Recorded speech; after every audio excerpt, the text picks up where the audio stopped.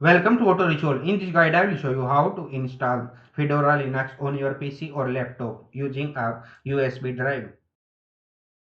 Step 1. Download Fedora ISO from the Fedora official website. Step 2. Download Rufus on Windows to create a bootable USB. Step 3. Insert your USB drive, 8 gigabytes or more. Step 4. Open Rufus, select your USB, select the Fedora ISO file. Step 5. Click Start, wait for the USB to finish creating. Step 6. Restart your PC and press Boot menu key.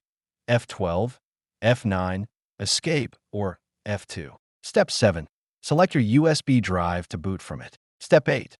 On the Fedora screen, click Install Fedora. Step 9. Select your language, click Continue. Step 10.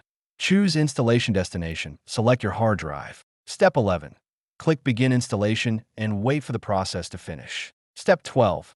After installation, click Reboot. Step 13. Remove the USB when asked. Step 14. Fedora Linux will now start on your PC or laptop.